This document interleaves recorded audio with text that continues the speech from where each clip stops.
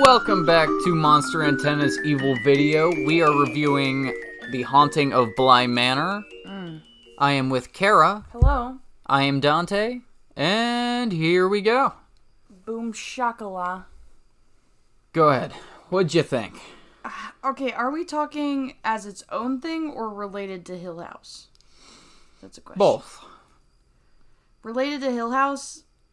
Hill House is so much better, in my opinion. As its own thing, it's good.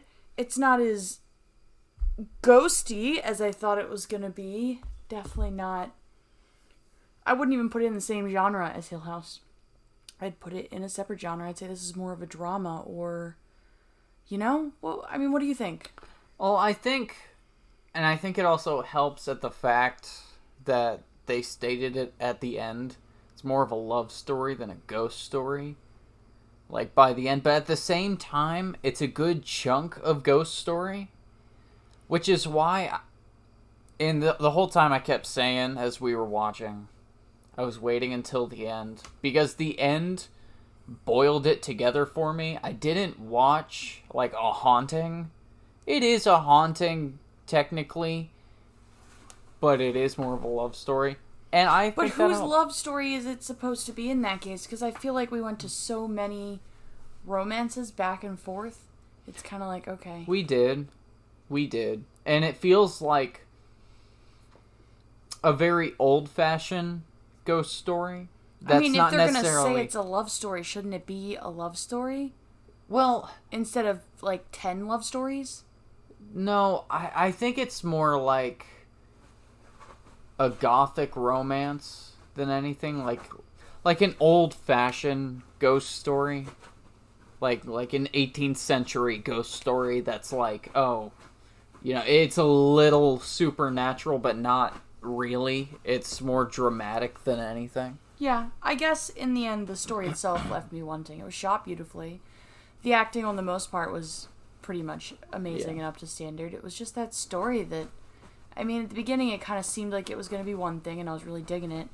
And then by the time we got to episode 2, it was kind of like, okay. Yeah. Just gotta wait.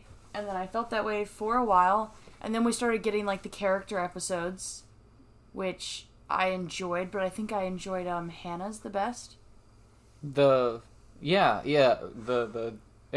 this is spoilers, of course. So if you don't want spoilers, don't watch. But this is heavy spoilers. I'll put it in the title. But Hannah is the dead one.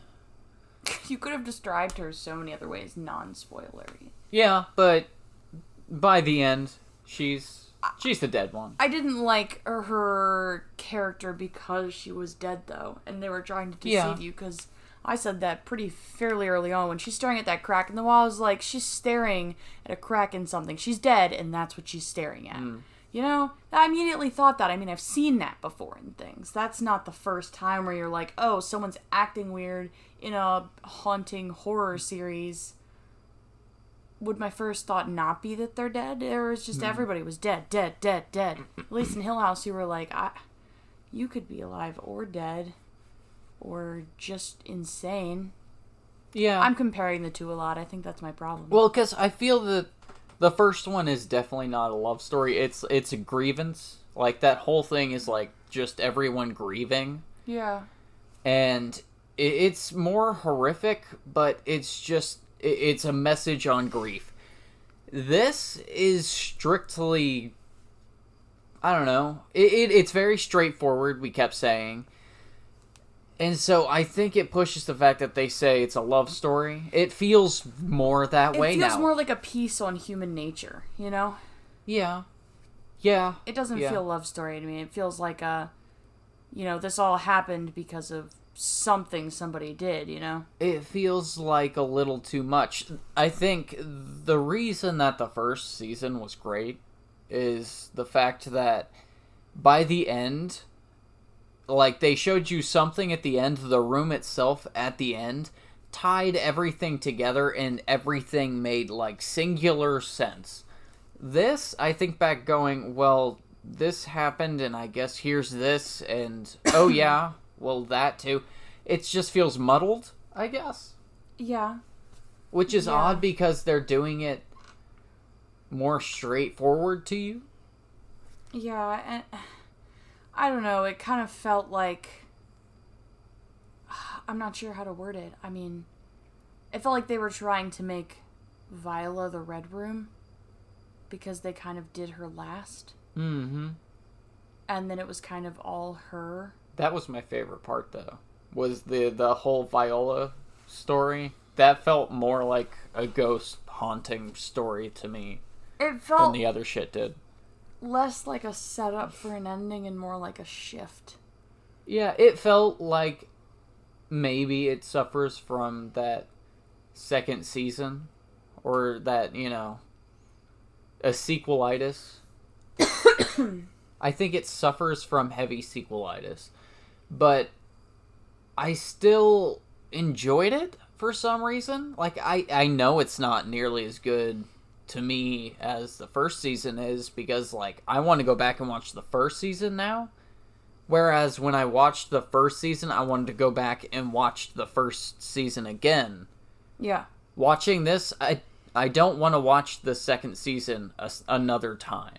Yeah, I think it would be something where I would wait a couple months, kind of just let it, because it's one of those things that feels like I might forget it. It feels forgettable. Yeah, I don't know that I'm going to come back and want to watch this. I think we're going to come back to it when we forget it. Yeah.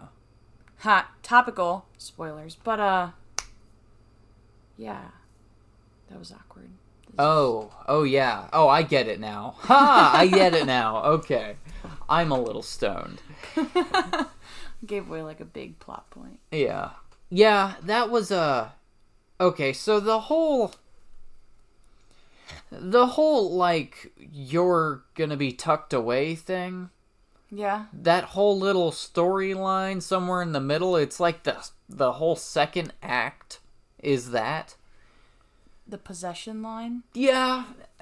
I didn't like it. I guess it felt okay, and it made me appreciate Miles's character more. And the little boy was a good actor.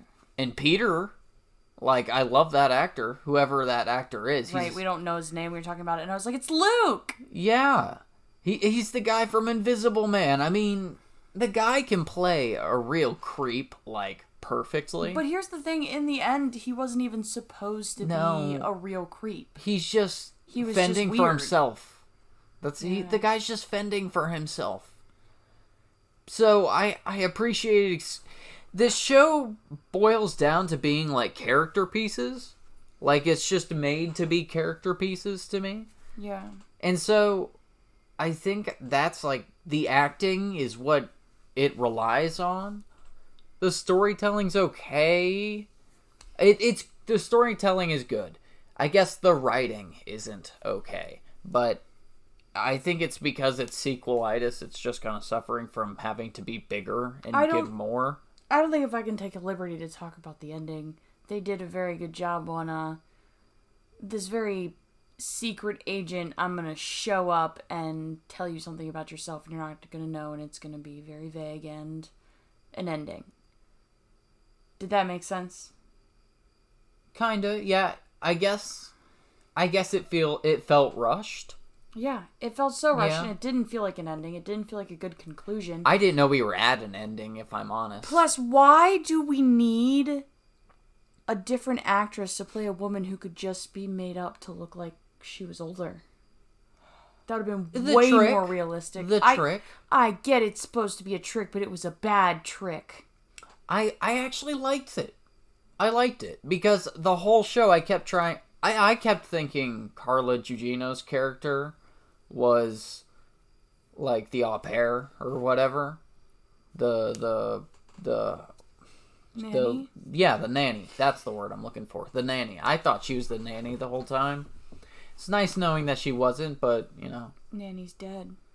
I also, and maybe it's because I was stoned and I was just feeling it. It was sweet. It was a very sweet ending.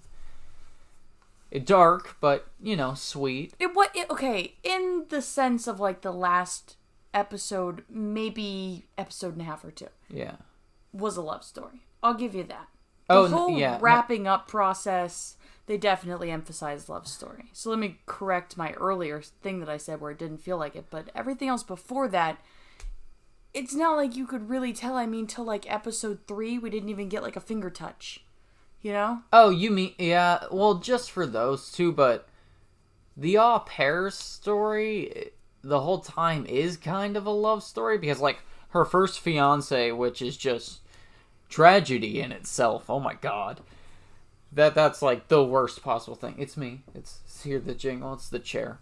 Okay. She's looking around all creeped out. It's the chair. It's the chair. I thought there was something in the bathroom. That's another thing about the show, though, is I kept looking at it, waiting for that creep out. Yeah.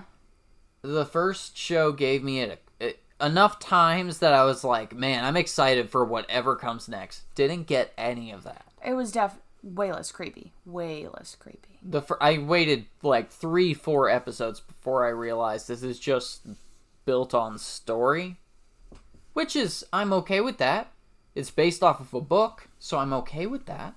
I wouldn't say it would be a go-to horror watch, though, or Halloween watch. I just wouldn't say No, it it's would not. It's not a Halloween watch at all. Which I'm really disappointed about, because this is the first horror release we've gotten in October. So you kind of want it to be Halloween. Yeah.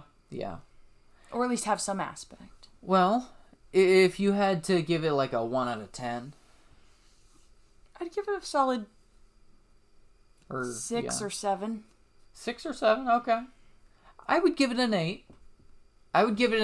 But if I was to recommend it to someone, I would say, you want to watch something that's really interesting. It's not really a ghost story, but yeah, it's I would recommend it to people involved. who don't really go for creepy stuff normally. Yeah. But they want to enjoy that kind of genre area. Yeah, if you want something like morbid and dark, but you don't want to be scared and watch the creepy shit, you should watch this. So Bly Manor is like, a solid 8. Yeah. All right. I'd still say 6 or 7. Yeah, so go watch it, yeah. 6 or 7, yeah. Give it a try. Give it a chance, because it does get better the further on it gets. It does. It's a little slow, and it's kind of predictable. I think that's... I guessed a good amount of things that were supposed to be bigger plot points. Here's the thing. The Red Room at the very end of the first season is such a flip on, like, the upside down. Just, it's nuts. It's fucking crazy. The Red Room, you're saying? Yeah, like, that twist alone is what made me want to watch the first season right after I watched it the first time again. What was it about the twist, though? Did you like that they basically just... They left, like, teeny clues and didn't even give you any other instinct other than that? No, it was the aura about the show. Like, they left the environment creepy. They left all of that, the scariness behind it all. I loved the family. I loved the characters. But it's the fact that they kept showing me things and giving me clues, and I got an answer at the end, and like everything ties to the Red Room or the Red Door at the end. It's the Red Room. The Red Room, yeah. I think. Well, yeah. So it just kept coming to that, and that twist alone. And it also had so much lore about it unexplained, like how do you not notice? How do you just not notice? And plus, that show kind of came out of nowhere. Yeah, it did. Yeah. And it stands without question. The quality is amazing. And the acting, too. For a bunch of people I'd never seen before, I was pretty impressed with Hill House. Yeah. This is turning more into Hill House than Bly Manor now. And I see that's the problem. I guess that alone says something about this season. It's okay, but now it feels like a TV show rather than, oh, wow, this could be like movie level watch. No, this second season felt like a season. That's what I was afraid of. American Horror Story syndrome. No, I wouldn't say it even went that far. Like, I will watch this again one day. not recent, not soon. Like, now I want to go back and watch the first season. Yeah. But I don't think I'll watch this again soon. No, yeah. 6 months. All right. Well, I am Dante. I'm Kara. And Monster Antenna presents Evil Video. Monster Video presents Evil Antenna. There you go. Wham, bitches!